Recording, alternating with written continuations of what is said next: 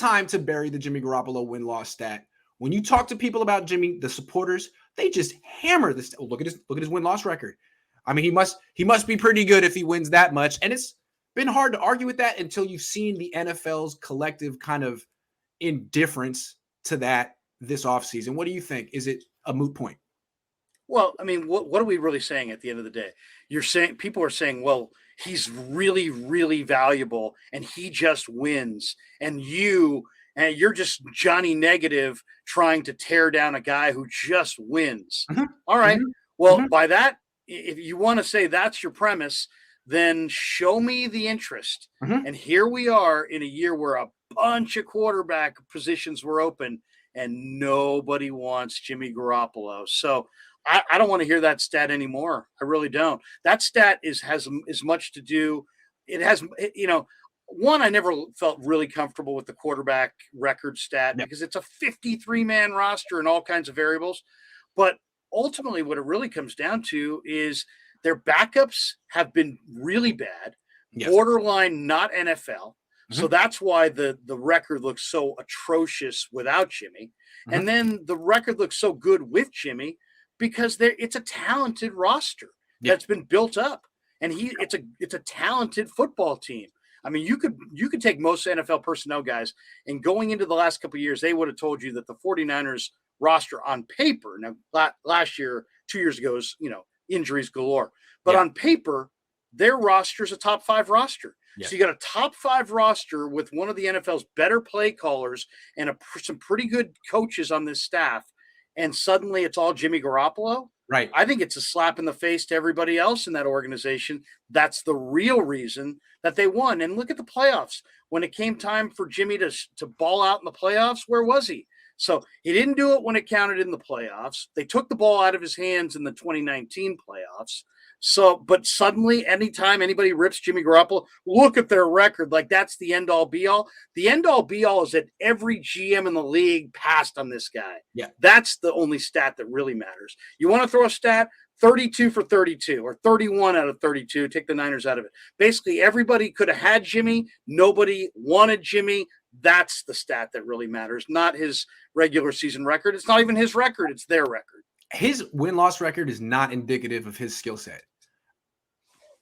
How would you describe his skill set? What is it? That's a fun game. Good-looking guy. Yeah, I mean, I would describe it as he is the same guy every day. So there's a consistency grant to his personality. And guys, we like people who are consistent. If you had if you got a buddy and all of a sudden you show up one day and he's got jet black hair and the next day he's got white hair and the next day he's got pink hair and red, you're like, might not say anything to him. You'd be like, I don't know about you, bud. There's a little instability there. Jimmy's the same guy every day, but he's also the same quarterback every game. Yes. He still is making mistakes, laid over the middle, throwing picks, no account of the defenders, the same kind of mistakes that he made in the first year. He continues to make, several years in the offense. I don't see a lot of growth there. I see just a pretty mediocre quarterback who makes the same mistake over and over and over. He's got a quick release. I'll give him that. He's got a quick release. Is he accurate? I don't know. He throws a lot of short passes. He didn't hit Kyle Juszczyk down the field when he was wide freaking open in Tennessee. That was a layup. He didn't hit Brandon Aiyuk down the field. That was wide open. Like, he throws a lot of short passes, so his completion percentage, he can't read the field, can't move. He makes awful decisions. He throws too many interceptions, doesn't throw enough touchdown passes. Other than that, his greatest strength is resiliency. Like, if he throws a pick where some guys go in the tank and throw a second and a third and the whole thing, he almost is like unaffected. He's unaffected by his negative plays. He's unaffected by his positive plays. But what it really amounts to is there's no real consistency there. It's just kind of, he tends to bounce back after an interception. But that's the best thing you can say about your quarterback? He bounces back after stupid interceptions. Yeah. And we didn't even mention the injuries. That's faint we didn't even praise. mention the injuries. Yeah. So I think that's the end of Jimmy Garoppolo, or at least he's going to be here for a while, though. Just when you think you're done talking about him. 7NP says a lot of people in this fan base are blind followers. They worship the players and coaches like they're gods and will go crazy if you say anything negative. The Niners are lucky this is not Philly or New York. Yeah, and a lot of people make careers out of telling those fans what they want to hear. So just keep that in mind. Keep that in mind. I will say this, and this has always bothered me. The portion of the media that just feels like if you constantly align with what the organization, if you constantly agree with what the organization did, that is somehow going to be your ticket to success in the future. It's like, to me, it's like the fans are way smarter than that. They read through that crap. They would much rather hear the truth, and they can handle it. Why? Because it was just freaking football. We're just talking about football. Nobody's dying here, right? Yep. So this I'm going to align with the team so I can get in the good graces. Go for it. Do it. See where it gets you. Yeah, it's called access journalism, and it's not journalism. Miguel Santana says, I don't see how the Niners make the playoffs. The reason I'm comparing this to 2020 is in 2020, they didn't have a center. Week 1, they were counting on Weston Richburg, kind of like how they're counting on Mike McGlinchey right now. Didn't come back. Then Ben Garland was going to fill in, hurt his ankle, and they were down to Grasu week 1, and Jimmy Garoppolo didn't last. I'm afraid a bad offensive line can ruin a whole season because then the quarterback gets hurt, and the next quarterback gets hurt, and everyone's screwed. So that's how they would miss the playoffs if they missed the playoffs. Well, I'll give you another one too. You saw Kyle Shanahan's game plan for Trey Lance in Arizona. If Nate Sudfeld is your backup and you're going to run your quarterback on QB power through the A gaps, then get ready for 6 wins. That's right. Joshua says, I meant if they were confident in 2022, Jimmy Garoppolo would have been cut. Winners don't catch heat over wasted picks, but if they suck, everyone gets the hot seat.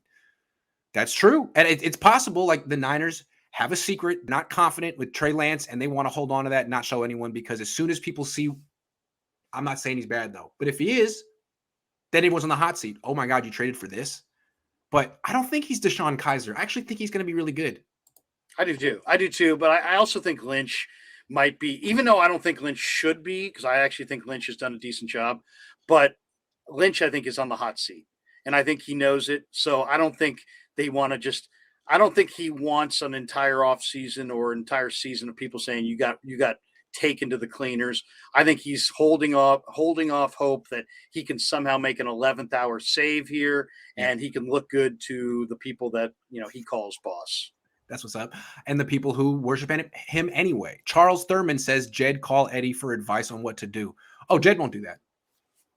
He'll say he might, but he won't. I'll tell you that right now. Eddie would give it, though. If Jed did call, he would give it, because Eddie to this day has great passion for the 49ers winning. Do you think he's watching this offseason right now and being like, I know he's watching this offseason. You're talking about Eddie. You're talking about Eddie. Oh, absolutely. Absolutely. God love him. Eddie is all in on the Niners. He has been since the day his dad bought him the team. One thing, like when I was coming up, I always thought, I got inroads on the Niners, but I have to develop my voice on other sports, other teams. Not really, man. Like right now, the Warriors are playing. The Giants are doing stuff, but the biggest sports story by far in the Bay Area is what the Niners aren't doing. It's crazy. Well, it's the NFL. The NFL is so, I mean, the Warriors are – the NBA's big internationally, but it's nothing compared to – the NBA Finals get outdrawn by the Pro Bowl. That's right. Sorry. That's just the way it is. What more do you need to know? That's the way it is in America. Joey says, okay, that makes sense when y'all break the trade down that way. My bad, but can we please dump Jimmy Onopolo? Yes. What about Julio Jones? You wanted him, right? No, I'm not a big Julio Jones guy. Julio Jones. I had him on my fantasy team this year, Grant. And he's got major, major hamstring and leg problems and tissue injuries. And, I just think, obviously, Kyle loved him. He was awesome at Bama. He was great. He was great 2 years ago, like 2019, when he caught that ball at the goal line and beat the Niners in that game with the Falcons. But now you're getting a guy who can't run. And now he's not worth investing in because it would cost a lot to get him. It wouldn't cost a lot in picks. Now he's a free agent, but it would cost probably a lot of money.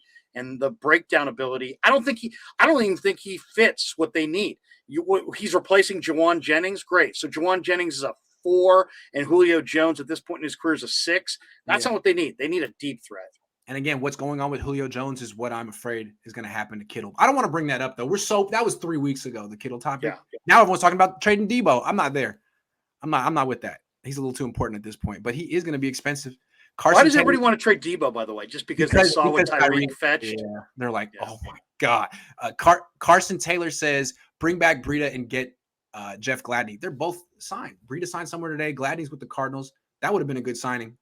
Cheap, former first round pick. Gladney is, had a lot of issues off the field, and I don't think the 49ers, after what they've gone through with Ray McDonald, Reuben Foster, Aldon Smith, I don't think they want to go down the road of any bad guys anymore. And, Gladney's rap sheet is lengthy. BA, I think you're talking Brandon Aiyuk, repost Trey Lance highlight throws, then immediately does a Jimmy highlight to him. Hey, Brandon Aiyuk backed the wrong horse last year and paid for it the first half of the season by working out with Trey Lance he's been working out with Trey Lance again this year. Maybe BA is figuring out, damn, they're going to bring him back. I got to get on Jimmy's good side. Because I think he was in Jimmy's doghouse. He was still running routes for the 49ers. He was on the field. Jimmy's just like, I'm not throwing to you. That's the way I look at it. By the way, we never got that. We never got any concrete data on why this guy, was in the doghouse and how many wins did that cost them last year? And maybe, think about that. If they had gotten that thing done early and figured out what the hell was going on there and put their best players on the field, maybe they wouldn't have had to go, down the stretch and win every freaking game. And maybe they would have gotten to the NFC title game. And maybe that game would have been, I don't know, at Levi's. And maybe they wouldn't have been road warriors the entire time. And maybe they wouldn't have run out of gas. So everybody likes to say that Aiyuk thing was nothing. That Aiyuk issue may have been the death knell for their season and their Super Bowl hopes this year. Yeah, and you said they never clearly communicated what the issue was to the media, the fans. From what I understand, they never clearly communicated it to Aiyuk either. And to me, this is a failing of Kyle Shanahan, who's excellent at a lot of things. Communication, talking to people. Man, if you have an issue with Brandon Aiyuk, tell him. Don't wait for him to come to you, because from what I understand, like, one of the reasons Debo is so integral to this offense is Debo goes to Kyle every day. What's up, Kyle? How you doing, Kyle? What's up, Kyle? Like, they're friends, and Kyle likes it. But Kyle, I think, is a little bit more of like an introvert. I think Ayuk's a big-time introvert, and they just never talked. So, Kyle, you got to be a leader here, man. I'm just saying. And if you're not going to use one of your star, you only have so many bullets in your gun. If you're not going to use your ammo, then what? I mean, I don't know what to say about you. You drafted this guy in the first round. You traded up to get him in a draft that had Justin Jefferson and a bunch of other guys. You wanted Aiyuk. Put him on the field. Instead, here's Surefield and all this. Well, it could be this. It could be that. Everybody's wondering. You probably pissed away a couple wins. Yeah. And you wind up needing every win down the stretch. And then you had to play the playoffs on the road. So, I mean, I think the mishandling of Aiyuk and the miscommunication there, whatever it was, may have cost them the Super Bowl this year. Yeah, if he's not blocking to your liking, tell him. If he's not running routes to your liking, tell him. Don't make him freaking figure it out while he's not playing while you lose, because that doesn't work. Eugene says Debo wants, needs, deserves to get paid. With Jimmy on the books, we can't afford to extend him. Tyreek and Raheem in Miami. Debo loves McDaniel. If we don't sort this out, he could be gone to Miami. Nah, the thing with extending Debo is it's not going to change his cap number this year. He's still under contract this year. It's an extension. So I think and Jimmy won't be under contract next year. So I think they can afford Debo. Shouldn't be a problem. Yeah. Shouldn't be a problem. Jimmy's money is going to Debo and Bosa. And that's it right there. So, I mean, I think they'll get it done. Debo's not going anywhere. The question I would have is, what's he going to do in the offseason? Is he going to train like he did last year? Because he had soft tissue injuries at South Carolina. He had soft tissue injuries in his early days with the Niners, and he avoided it this year. So whatever he did last year in the offseason, is he doing that again? That would be my question. Good point. I hope he is. Jay Greasy says Brandon Krug greater than Skip and Shannon. I agree. How are we fixed on tight end since Kittle tends to go down for multiple games? Thank you both. It's a need. It's a need. They need a backup tight. If they're not going to move on from George Kittle and they're going to work this out for a couple more years, where's the backup? You know he gets hurt. Plus, the two tight end sets are valuable as well. I mean, he helps you this is a team that loves to run the ball. Team. Yeah. So if and then Charlie Warner's interesting. I thought he improved this year, but it's interesting, Grant, because he was drafted as a run blocker, and yet he'll get after you in the run game. But if you watch him on the line of scrimmage, he's underpowered for a run blocking tight end. He doesn't blow anybody off out of the hole. So I look at him as a try hard third tight end. They need a true second tight end in this draft. I don't know. I think they will draft one, but they need one. They have 9 picks. None of them are in the top 60, but that's one of them. I would think that's one of their needs. LA Blue 49 says it's only a slap in the face if all his teammates see it that way. Unfortunately, they all think it's because of him and him alone why we win. Shaking my head. He is the savior in this locker room. And I just listen to Eric Armstead talk about him. The savior. That's why it's going to be very confusing. Do they all really believe in him, or are they all just trying to kind of back the guy they know's their leader just because what's the alternative? I really, I don't know. I don't know about that. So now without Jimmy this year, is Trey going to roll in there and they're going to say, you know what, we don't want him? I don't think so. That's a good point. Clayton says, does Trey lack maturity? He said BFS with Jimmy for life. For life. No, I think Trey's very mature. I think that's one of the things he's got going for him. Yeah, I agree too. TB12 says we are trending toward having to give a draft pick so a team will take Jimmy's contract off our books. They could just cut him. They could just cut him. Now, if they make that move, that Lynch has got to go. Could you imagine? Niners get rid of their second-round pick to get rid of Jimmy. You guys bring up a great point, says Julio. The O-line can really tank the upcoming season for us. Not trading Jimmy has created more holes on this team. There's a trickle-down effect to not using that money and keeping it on the bench or whatever. Imagine having Jimmy as the backup this year. How could you justify that? But then imagine having Trey as the backup this year. How could you justify that? I don't get it. The O-line is really key, and I wonder how they're going to improve it, because most of the top O-linemen are gone in free agency. Most of the top tackles get picked in the top, first round of the draft. They don't have a number one. Mm-hmm. Brian Adams says, how do you think Armstead and Kinlaw duo work in the middle? Tell me how Kinlaw's knee is. That's the whole thing. That's why I'm so surprised that their Niners are like, it's fine. He's our starter. When was the last time he was healthy? Right. Like mid-2020? Yeah. Carlos says, maybe Kyle sucks at quarterback evaluation. Here are his favorites. Jimmy G, Cousins, Zach Wilson, Lance. Beathard. Hoyer. Well, okay, let's talk about this for just a second. What is Kyle Shanahan's strength? I think his strength is that he's a cool guy, so the players like him. Yes. And he is an outstanding play caller and a play designer.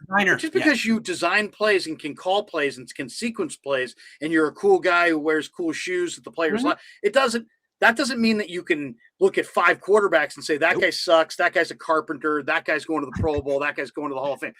It's a different skill set. So he didn't play quarterback; he was a wide receiver. What does he know about that position? I mean, I kind of felt like the last two major Niner head coaches were both not quarterback gurus. I don't think Shanahan was, and clearly Harbaugh wasn't. How do you go from coveting Kirk Cousins to trading for Trey Lance? Like, what is it that you're looking for in a quarterback? What do you like in quarterbacks? Because those two couldn't be further, apart in terms of skill sets. I still don't know what Kyle Shanahan wants in a quarterback. I don't know if he knows what he wants. I don't know. I think that's fair. Because I agree with that. I think that and somebody made this point the other day, talking about not the Niners specifically, but the NFL in general, is that nobody really knows what they want in a quarterback, but they can identify it once they see it. I guess. You know what I mean? What do you want? Well, I like that guy. It's that kind of a thing. It's almost like Kyle has it. Everyone thought Kyle was going to take Mac Jones last year. He has a type. And I think he was trying to be like, no, I don't. I can make it work with Trey Lance. And then he got him. He's like, I hate this quarterback. It's like, this is not the kind of quarterback. Stop running. Like, that's the way I don't know. I couldn't stand the game plan he had for the Arizona game. So, if this is the way he's going to coach up a running quarterback, that's going to be a problem. But he adjusted for the Houston game, and that looked much more comfortable than the Arizona game. J Hutch 91 says, how did the Niners say no to Tom Brady 2 times? Because, Jed York he just does things his own way in the Niners, Well, they definitely said no to him one time, and they thought Jimmy was their guy. He was coming off a Super Bowl appearance. Jimmy G and picks to Carolina for Brian Burns. I'd do it. I would absolutely do it. Would Carolina do it? No. Brian Burns is really good. Yeah. Really good. No. Brian Burns and Bosa would be incredible. Absolutely incredible. It would be perfect. J55F100 says O-line can be fixed with a quality coach like Solari. I keep preaching this. We can find some diamonds in the rough. Solari was a hell of a coach. He got fired this year. He did. mistake. And he's getting a little bit older. I don't know what he's always been really good. But bring back McKittrick. Oh, poor McKittrick. Rest in peace, McKittrick. He was the best, though. Arguably the greatest position coach in Niners history. I would say it's between him and Ray Rhodes. Ray Rhodes was not just a great DB coach. Ray Rhodes was a great handicapper of talent in the defensive backfield. So Chet Brooks was a stud. Jeff Fuller was a stud. Ronnie was a stud. Eric Wright was a stud. Williamson, rookie. Don Griffin, Tim McKyer started as rookies because of Ray Rhodes. So I'll say Ray Rhodes, Bob McKittrick, right there. It's a great answer. All right, this show went 90 minutes. This was a great show. I enjoyed it. It was a little bit negative, but you know what? What? We were reflecting what the Niners are doing. If they did something great, here's the thing. There are some people who just praise the Niners all the time. And once you realize it, it's like, you've never, ever criticized this team. I'm happy to praise the 49ers. Charvarius Ward, good signing. They do good things sometimes, but when they do bad things, I got to say it. You got to say it. And I think that's why people watch us. We're shooting it straight, man. And I'll say this. I know from knowing you a little bit, and I know myself, neither of us have an agenda. No, there's no anti-Niner agenda here. I'm rooting for them to win the Super Bowl. I really am. Yeah. I'm rooting for Kyle. And if he doesn't believe it, he's wrong. Dustin the Gale says, question for Larry. Do you know what Rod Brooks has been up to? I'd love to show support towards him as well. That's a great question. I don't know what Rod's up to, but I wish him well. He's a good man. Good guy, good family guy, good friend. Shout out, Rod. Your late says, I have an agenda. Well, good for you. Call Eddie. He will straighten him out, says Charlie Thurman. We got to get Eddie on this show. Someone's got to talk. Eddie, talk to your nephew. Call him up. Larry, thank you very much. Grant, hold on. They keep coming into the buzzer. Kyle's changing the team this year. It's going to be a passing offense. I think Kyle realized Trey is a quarterback first. That's why he let Trey rip it in the second half of the Texans. Hey, I like your optimism, Gabriel. Seriously. I like your optimism. Thanks for letting me jump in with you, and people should check out my YouTube show, The Krug Show, and subscribe. Over 2,000 subscribers in a couple weeks, largely because this guy right here helped me out. So I appreciate it, Grant. Of course, and if you haven't subscribed to Larry yet, or you're a little bit younger and you don't know who Larry is and you just know about me, Larry is really good and he has great guests on his show. So check it out. It's a hell of a YouTube channel. He just started and already has 2,000 subscribers. It's taken off.